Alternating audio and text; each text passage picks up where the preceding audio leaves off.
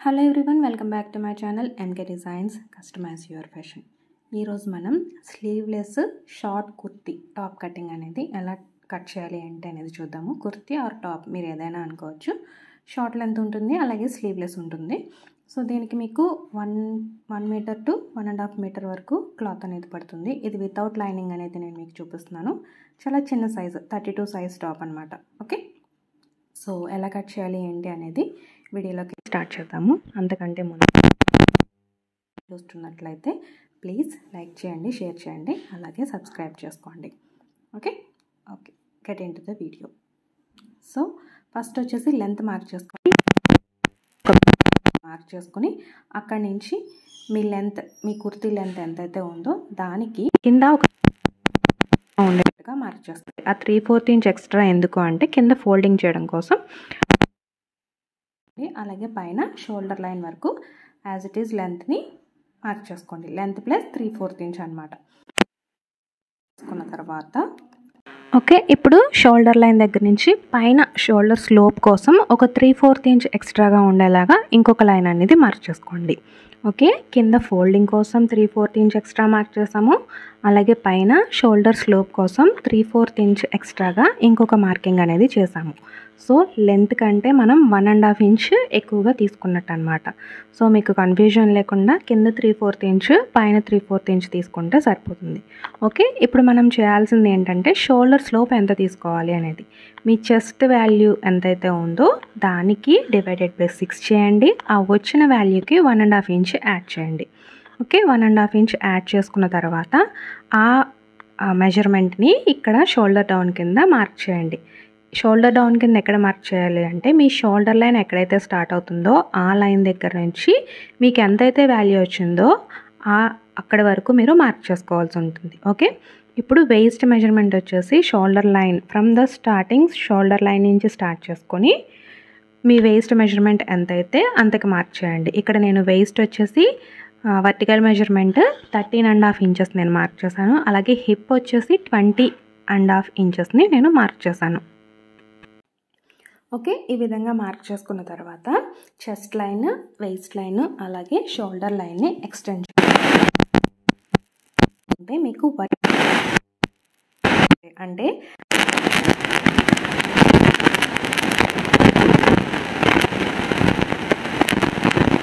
Shoulder ఎంత తీసుకో. Okay, shoulder 4 inch తగ్గించి దాన్ని బై 2 చేసి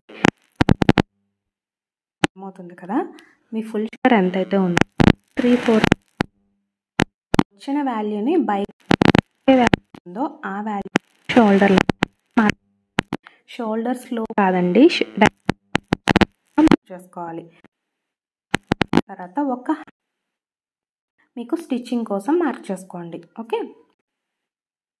అంటే ఇక్కడ నేను 7.5 ఇంచులు నేను మార్క్ చేశాను. ఉన్న టోటల్ మెజర్మెంట్ నుంచి తీసేగా ఎంతైతే వాల్యూ వచ్చిందో ఆ వాల్యూని మార్క్ చేశాను. ఇక్కడ ఎందుకు 3/4 ఇంచ్ రెడ్యూస్ చేశారు అంటే ఇది స్లీవ్లెస్ టాప్ కాబట్టి మనం ఫుల్ షోల్డర్ తీసుకోవాల్సిన అవసరం లేదు. మీరు హ్యాండ్స్ యాడ్ చేసినట్లయితేనే మీరు ఫుల్ షోల్డర్ తీసుకోవాలి, లేదంటే అవసరం లేదనమాట. ఇప్పుడు చెస్ట్ లైన్కి వచ్చేసరికి చెస్ట్ వాల్యూ కన్నా బర్స్ట్ వాల్యూని మీ మెజర్మెంట్గా తీసుకోండి. ఎప్పుడు చెప్తూ ఉంటాను కదా, మీ బర్స్ట్ వాల్యూ మెజర్మెంట్గా తీసుకున్నట్లయితే మీరు వేసుకున్నప్పుడు చెస్ట్ పట్టేయడం, షేప్ అవుట్ అవ్వడం అటువంటివి ఏమీ ఉండవు అనమాట. అందుకే ఎప్పుడు కుర్తీ స్టిచ్ చేసినప్పుడు, కట్ చేసినప్పుడు కానీ స్టిచ్ చేసినప్పుడు కానీ మనం కొలతలు ఎప్పుడు బర్స్ట్ని మెయిన్ మెజర్మెంట్గా తీసుకుంటాము చెస్ట్ కన్నా కూడా. ఓకే, మీ బర్స్ట్ వాల్యూ ఎంతైతే ఉందో దాన్ని డివైడెడ్ బై 4 చేయండి. ఆ వచ్చిన వాల్యూకి మీ కనీసం పావు ఇంచ్ నుంచి 1/2 ఇంచ్ వరకు కలుపుకోండి. ఓకే, ఇప్పుడు వేస్ట్ వచ్చేసి వేస్ట్ వాల్యూ ఎంతైతే ఉందో బై 4 చేసి ఆ వచ్చిన వాల్యూని ఇక్కడ మార్క్ చేసుకోండి. ఆ మార్క్ చేసిన తర్వాత 1.5 ఇంచులు ఎక్స్ట్రాగా మార్క్ చేసుకోండి. ఈ 1.5 ఇంచులు ఎందుకు అంటే 3/4 ఇంచ్ డాట్ కోసము అండ్ 1/2 ఇంచ్ అనేది లూజింగ్ కోసము. ఓకే, అర్థమైంది కదా. ఇప్పుడు హిప్ అనేది మీకు ఎటువంటి ఈజ్ కానీ ఎక్స్ట్రాగా కానీ పెట్టాల్సిన అవసరం లేదు. లూజింగ్ కోసం ఎక్స్ట్రాగా పెట్టాల్సిన పని లేదు. మీ హిప్ సైజ్ ఎంతైతే ఉందో బై 4 చేసి యాజ్ ఇట్ ఈజ్ ఒక మార్క్ చేసేయండి. అక్కడి నుంచి ఎక్స్ట్రాగా ఒక 3/4 ఇంచ్ హిప్ దగ్గర మనం కట్స్కి ఫోల్డ్ చేస్తాం కదా, ఆ ఫోల్డింగ్ కోసం ఒక 3/4 ఇంచ్ అనేది పెట్టుకోండి, సరిపోతుంది.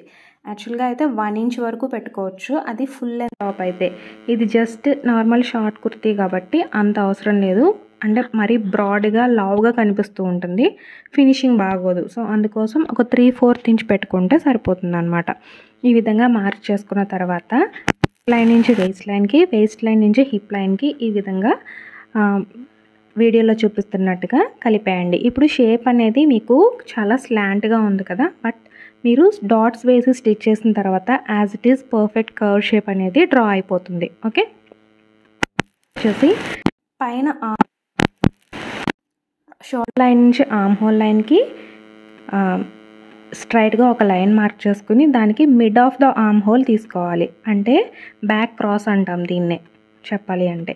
ఓకే, తర్వాత mid of the arm whole తీసుకున్నాము, అక్కడి నుంచి చెస్ట్ లైన్కి మళ్ళీ ఇంకో మిడ్ ఆఫ్ ద పాయింట్ మనం తీసుకుంటాము.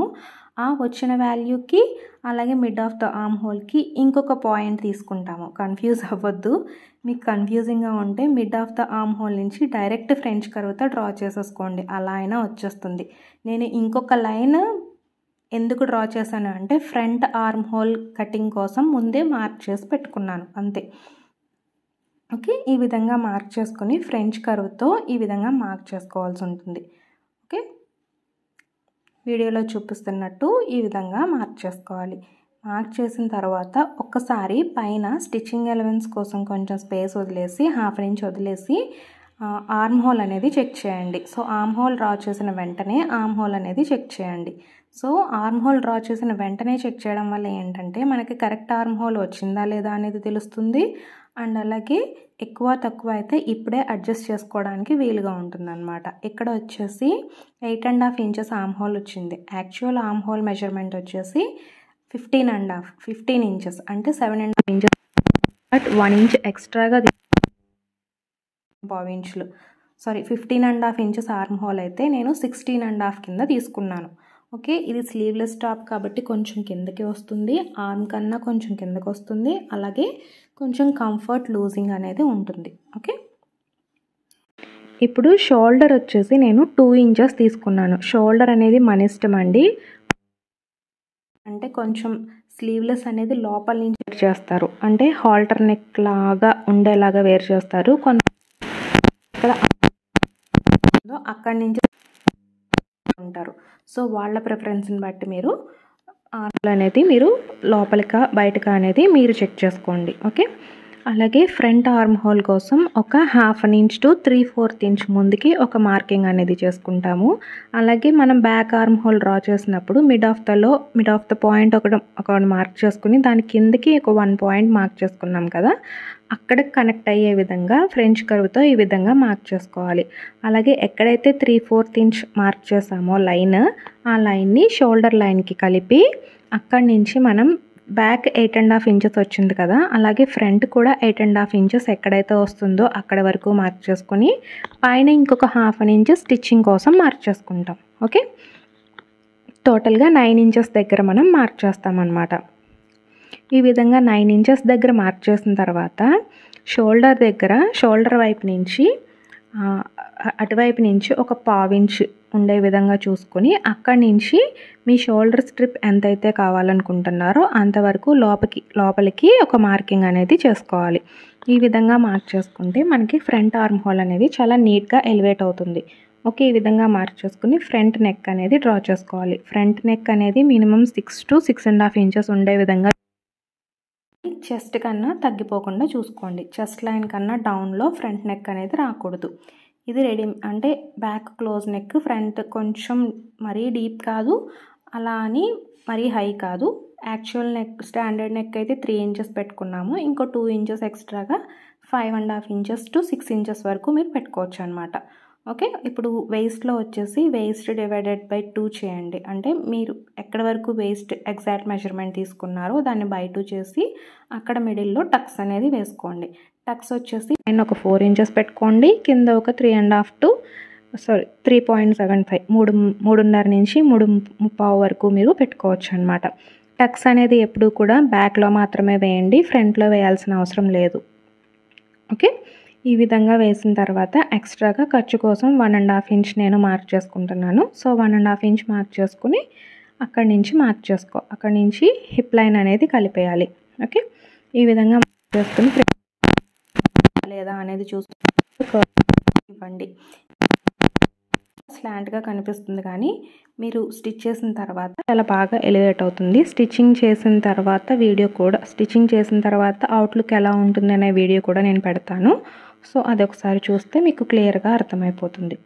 ఓకే, ఈ విధంగా మార్క్ చేసుకుంటే మనకి కటింగ్ అనేది కంప్లీట్ అయిపోతుంది. అలాగే కింద వచ్చేసి ఇది షార్ట్ కుర్తీ కదా, డైరెక్ట్ ఫ్లాట్గా స్క్వేర్గా పెట్టేస్తే బాగోదని చెప్పి ఇక్కడ నేను షర్ట్ మోడల్ టైప్లో కొంచెం కర్వ్ వచ్చే విధంగా పెడుతున్నాను. ఓకే, ఈ విధంగా పెడితే ఏంటంటే మీరు జీన్స్ మీద వేసుకున్నా లేదంటే లెగ్గింగ్స్ మీద వేసుకున్నా కానీ నీట్గా ఉంటుంది. అంటే కొంచెం ఫ్యాషనబుల్గా ఉంటుంది. సో అందుకోసం